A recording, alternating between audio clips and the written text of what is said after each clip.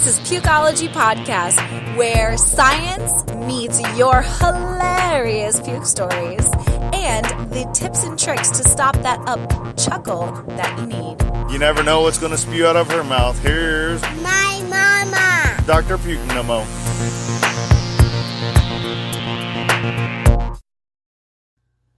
Happy holidays to everyone. So, can pregnant women fly to go visit their family? And is cruising while pregnant a good idea for a baby moon?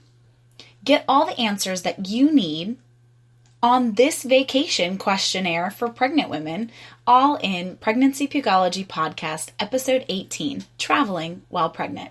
Want no more morning sickness, pregnancy nausea, or how about no more headaches or migraines? Visit our sponsor, nomonausea.com, the only natural way to instantly stop your worst nausea, vomiting, or headaches now. Or just place NoMo Nausea Ban on your baby registry for your delivery bag at Bye Bye Baby or even on Amazon. And for your little ones, they're always being taken care of with the first NoMo Nausea Kids Bands, now available at your local CVS store. Pregnancy humor that may just want to make you pee your pants, like you don't have to pee all the time anyway, with hilarious stories like Cheetos in your nose, why hot dogs in your mouth are the worst pregnancy nightmare, and bus gone bad. If you want to learn more about your pregnancy, humor and knowledge is the key to help you survive these 9 months, and just know we're in it together. Today, you will learn the science behind why flying after 36 weeks is considered dangerous, why cruise lines won't let you go on after 6 months, and why long road trips aren't the wisest ideas being pregnant. But we also have some really awesome helpful hints to make your travel plans a success, regardless if you're traveling by land, by sea, or by air. And I did all the research for you and found airlines and cruise lines. Discovered them all to tell you which ones you can travel on and which ones you need paperwork before boarding. The science of puke, pukeology.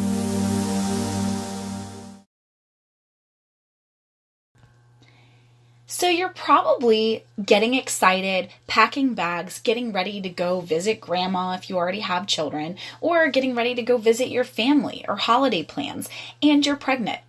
Well, holidays are quickly approaching, and many of us pregnant ladies will be considering continuously traveling, whether that's for work, family, friends, or any of the above. Are there any limitations or restrictions for pregnancy travel?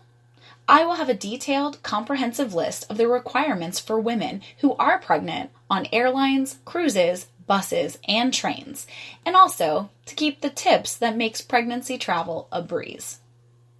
So you're flying while pregnant.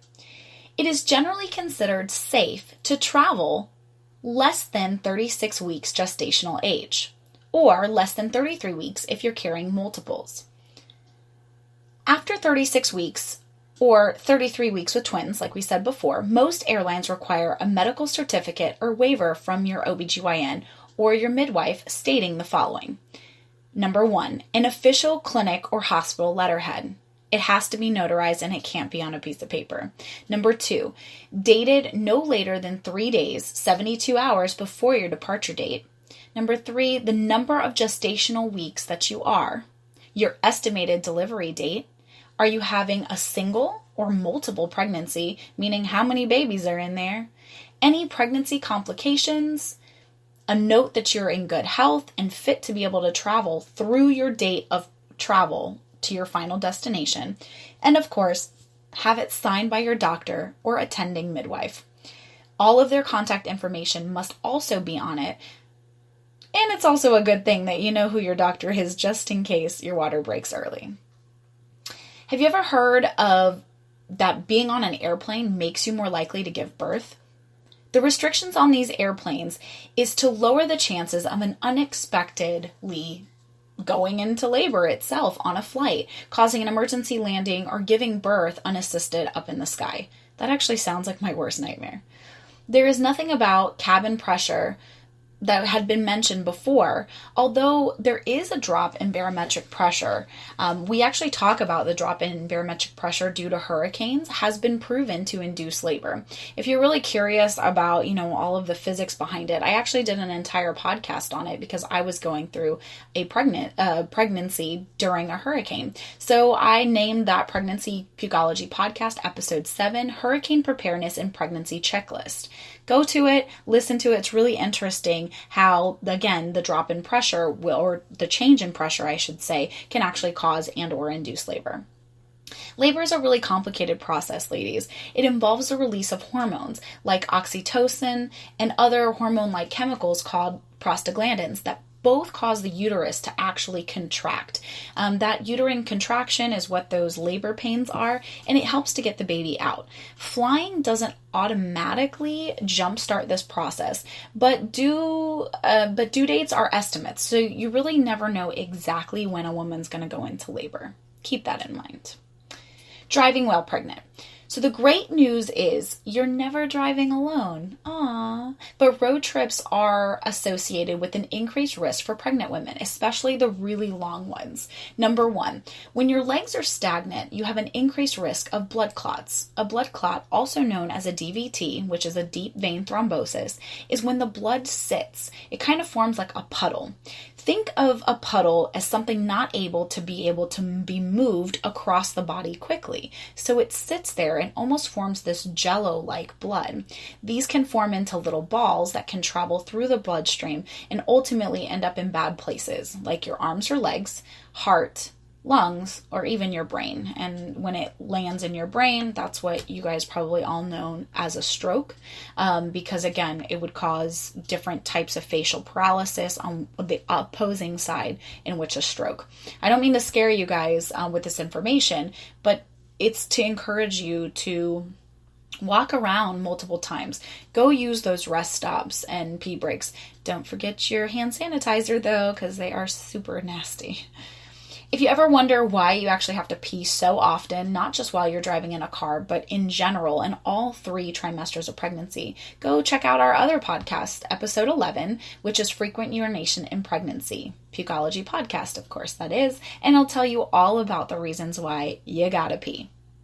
So DVTs are a definite concern, but let's be real. That doesn't always happen. That actually happens very unfrequently.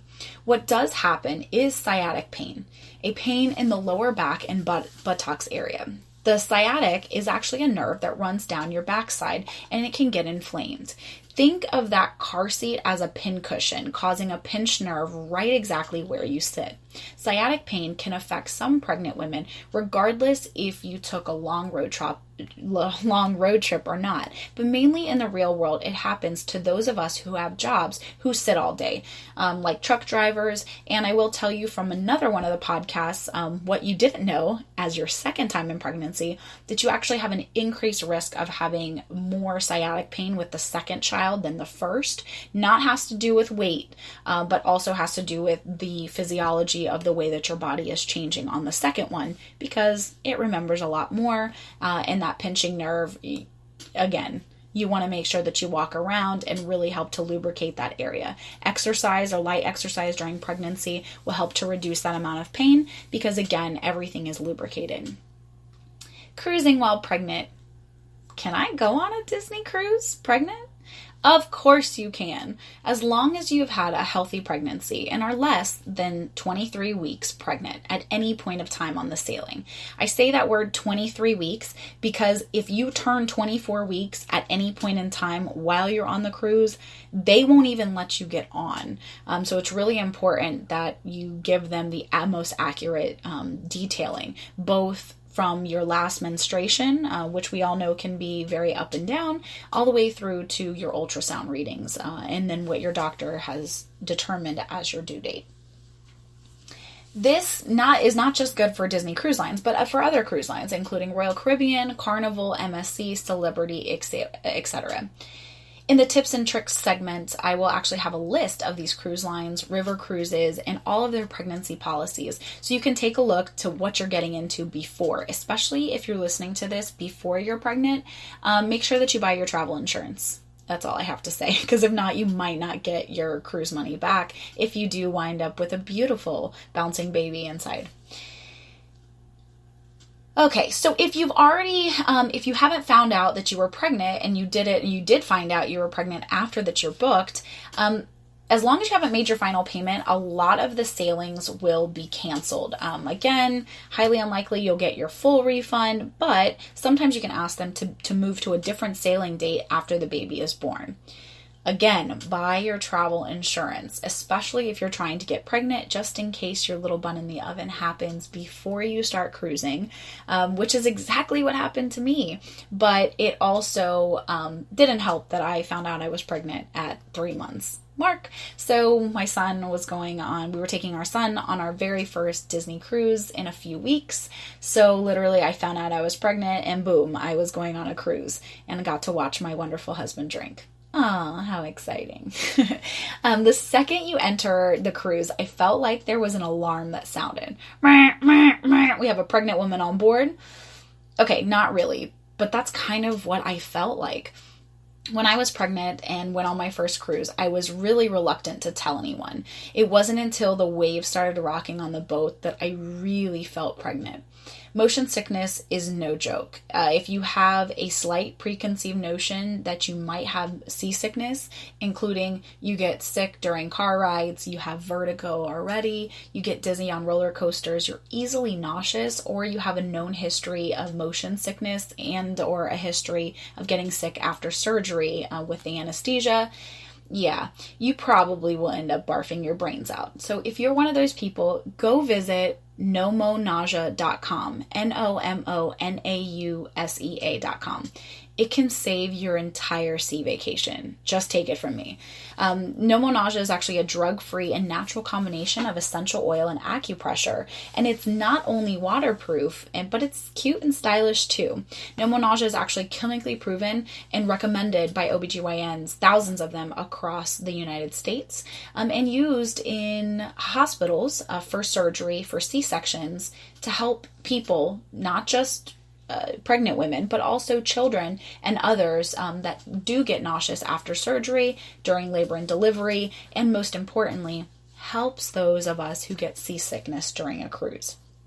Even if you've never been seasick before, I'm telling you what, a $10 investment or $12 or whatever, how much they are, is so worth it. Go get them for your kids that you already have and make sure you have a stash for you and your husband. Sometimes the waves come completely out of nowhere. And all you got to do is smell it, and that actually stops people from getting sick and puking in just 30 seconds.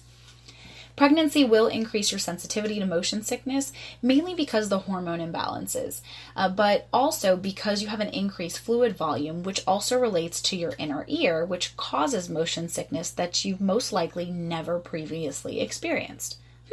Interesting. I had to call on a physician on the boat. I had to be given Zofran at an over $200 price point for a pill and a $200 doctor visit when I was literally so sick I could not move. My son actually ended up getting an award for being a super brave Disney cruiser because he helped mommy get back to the actual cabin. He was only like 3 or 4 at the time, so he really helped me out because I physically could not stop vomiting. It was horrible.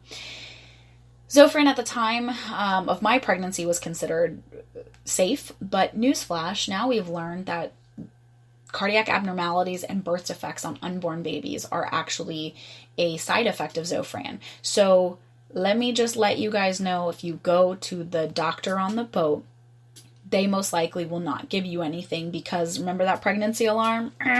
They don't want the liability. So again, there was tons of these fishbowl things for motion sickness that they had for everyone else called Dramamine. And again, I tried scopolamine patch the day before. I was super dizzy, sleepy, and dry mouth, and I even had horrible blurred vision. So go with something natural. And if you do get sick, I have a high thought or probability that the docs just won't give you anything when you're on there. I know that I don't like to give my patients anything that they don't need. So try something natural first. And for the love, do not buy a spa package.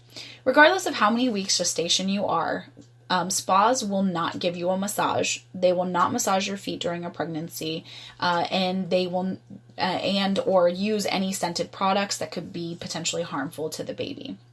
I found out the hard way.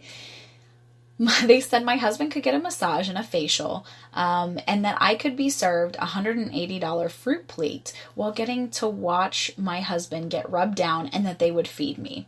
Yeah, no thanks.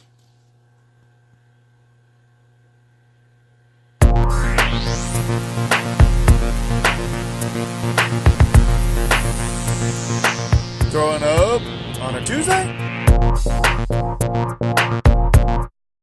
One puke story. I was about 7 months pregnant. It was December 23rd. Freezing. And I was waiting for the last intercity bus of the day from the city to the suburbs so that I could spend Christmas with my family. While waiting, I had a random craving for Cheetos, so I decided to indulge. And then, very suddenly, it hit me. I hadn't experienced any kind of pregnancy-related nausea for months, but there it was. I had to throw up.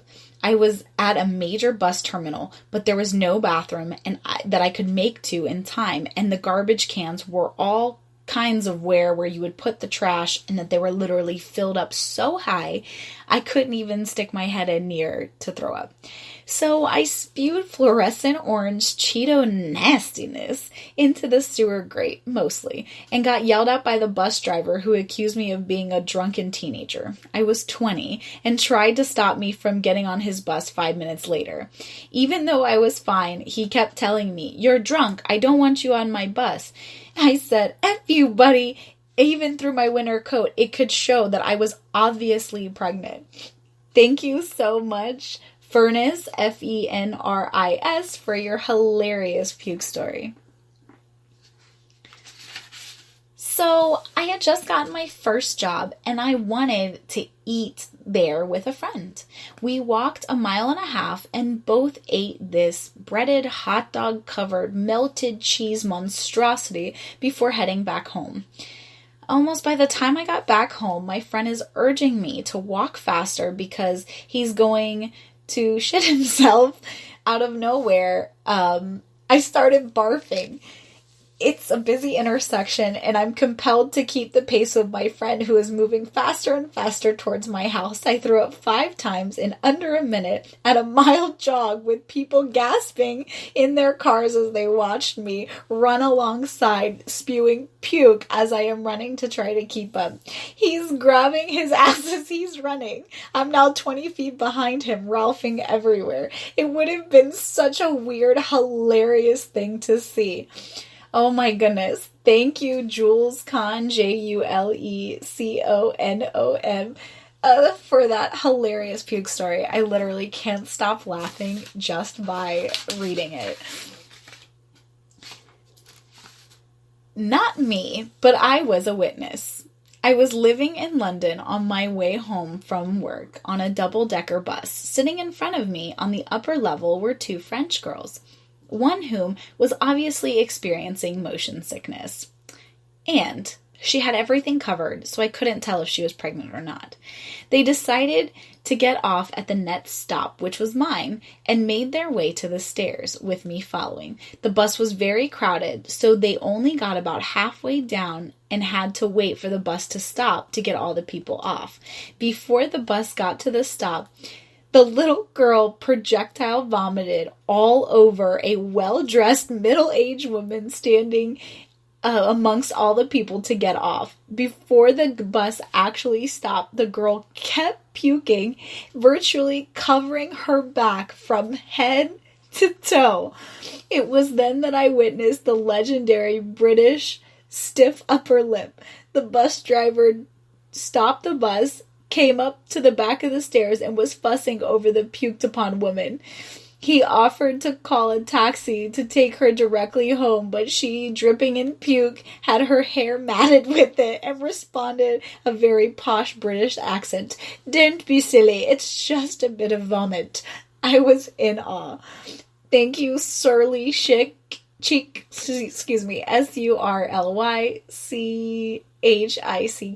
I'm still giggling. I honestly can't thank you enough for that hilarious puke story.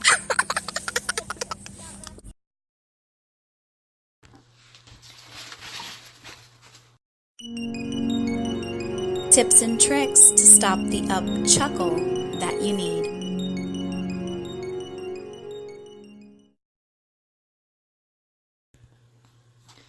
So now that I've told you all of the reasons why there are the dangers that are associated with it, I do want to kind of revisit everything and make sure that you do truly understand why traveling is unsafe, period. But when it comes to pregnancy, you can do few things that actually make it much more enjoyable. So write these things down, and don't worry, you can always visit Pregnancy Pukeology Podcast, our blog post, and it will have a list of all the airlines and what they require depending upon how many weeks gestation you are. Same thing when it comes to the actual cruise lines. Go take a look at it to make sure if you're trying to have a baby, you need to look at this ahead of time before booking. Travel, regardless if you're pregnant by air, when by sea, by land, all have the exact same concerns. Hypersensitivity to sun, heat, and of course to avoid dehydration and prolonged sitting. Make sure you pack a wide-brimmed hat. I call it a rich bitch hat, but you can call it whatever you want. And drink lots of water wherever your destination might take you. Also, foreign countries and cruises are notorious for communicable diseases because they can spread very quickly when you have large crowds of people. The same is to be said about taking tour buses, eating at buffets, and hugging and kissing lots of family members, especially children, during these winter holiday months. I actually had the rotavirus, which is an uncontrollable mixture of vomiting and diarrhea simultaneously, may I add. Not on the boat while I was on my first cruise, but instead later during my pregnancy. I was so dehydrated that I almost had to go to the hospital and get an IV. So ladies, if you're ever so dehydrated that you cannot produce urine, after 4 hours, you need to seek medical attention immediately. And I only say that from experience. Just, again, chug that water whenever you have some time, and make sure that you get like a little cup, make yourself feel fancy, like a mama bear cup or something, so that you continuously remind yourself that you need to drink water during your pregnancy. Bring hand sanitizer. Make sure that you load up on vitamin C before, during, and after your travel. And watch what you're eating. For a full list of foods to avoid while pregnant, check out Pregnancy Pukeology Podcast, episode 5. In this episode, What Not to Eat During Pregnancy gives you all the reasons why you can't have a hot dog, sandwich meat, sushi, fish, and certain types of cheeses.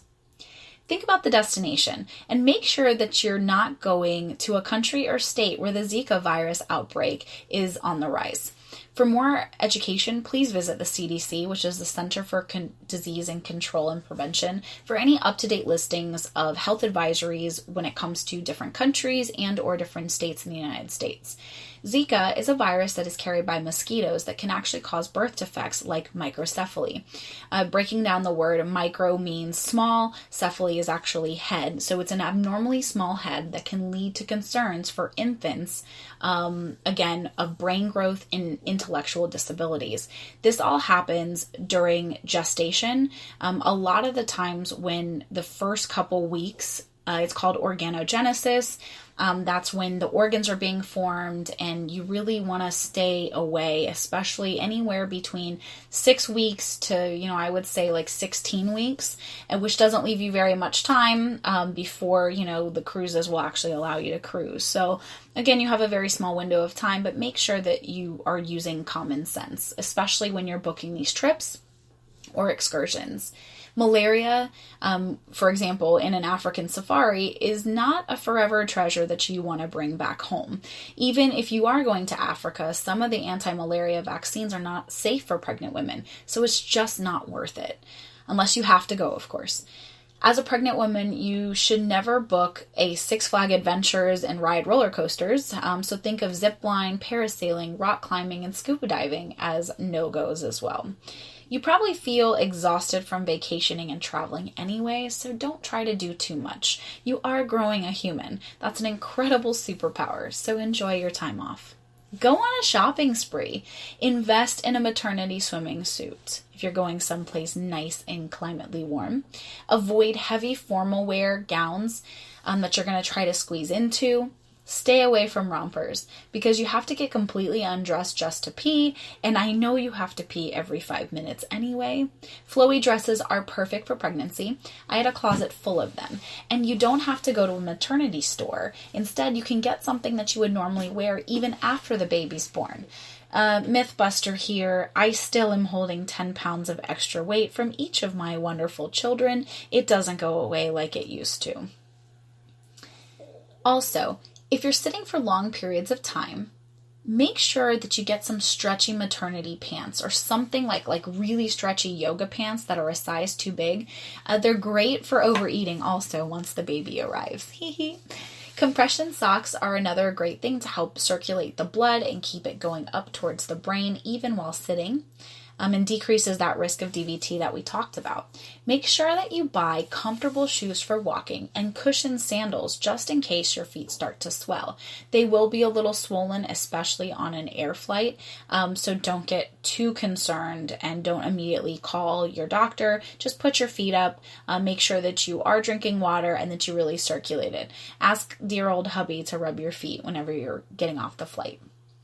Get an expedited check-in. And don't hesitate to ask for some help. Again, a lot of airlines will even allow you to board early. Can pregnant women fly? So, not because we've grown wings or anything. I know that we have a superpower of making a baby, but each airline has their own set of rules, especially when you're considering traveling outside the country. I'm only going to highlight a few of the important aspects of each airline, but on the Pregnancy Pukeology Flying When Pregnant blog, you can find a full list of airlines and their pregnancy travel restrictions, so you don't have to feel like you have to continuously write all of these down. So, believe it or not, Air Canada, Air France, and Alaskan Airline, their only restriction is travel after 37 weeks or 33 weeks with multiples, which is not uncommon. When you go down to American Airlines, even between 29 and 36 weeks, travel is permitted, but it requires a medical certificate. Remember those things that we talked about, the medical certificate earlier? All of those entities, knowing, are you healthy? What is the condition or state of your baby? How many babies are actually in there? And then is it safe to say with your gestation age, and make sure it's dated very close to when you're going to be flying.